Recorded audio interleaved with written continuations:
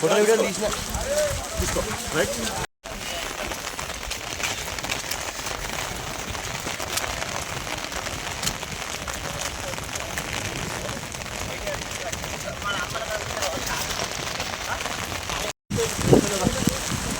రానా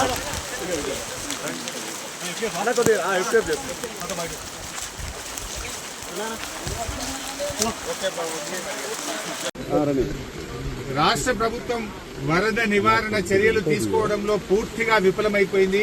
ముఖ్యంగా ఈ రోజు ఈ ఫెయిల్యూర్ అంతా కూడా రాష్ట్ర ముఖ్యమంత్రిది, రాష్ట్ర ప్రభుత్వాన్ని.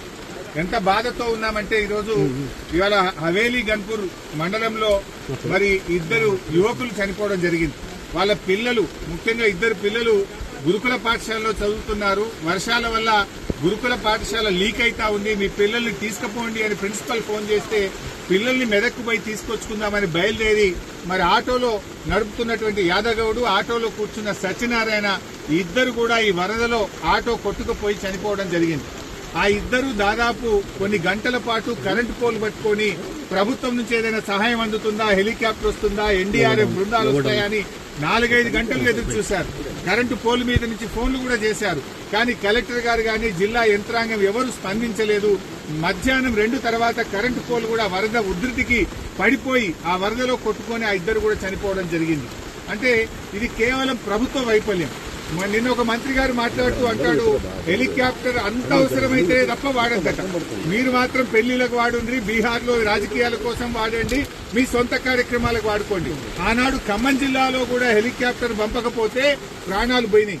ఇవాళ మెదక్ జిల్లాలో కూడా సకాలంలో హెలికాప్టర్ రాక ప్రజల ప్రాణాలు పోయినాయి. అంటే ప్రభుత్వం ముందస్తు చర్యలు తీసుకోలేదు. నిజాం సాగర్ లో ఈ వరద ఉధృతిని చూసి గేట్లెత్తి ముందుగానే నిజాం సాగర్ ను ఖాళీ చేసి ఉంటే బ్యాక్ వాటర్ లో ఇంత నష్టం జరిగి ఉండేది కాదు. అటు ఇంజనీరింగ్ లోపం ఉంది, ప్రభుత్వ వైఫల్యం ఉంది. నిన్న ముఖ్యమంత్రి గారు ఇంత వరదలు వస్తుంటే వీడియో కాన్ఫరెన్స్ పెట్టి అత్యవసరంగా రివ్యూ చేయాల్సిన ముఖ్యమంత్రి ఆయన మూసీ సుందరీకరణ రివ్యూ చేస్తున్నాడు. ఇవాళ పొద్దున్న లేచి ఆటల పోటీల గురించి రివ్యూ చేస్తుంది. ఒక దిక్కు ప్రజల ప్రాణాలు పోతున్నాయి, తాగడానికి నీళ్లు లేవు.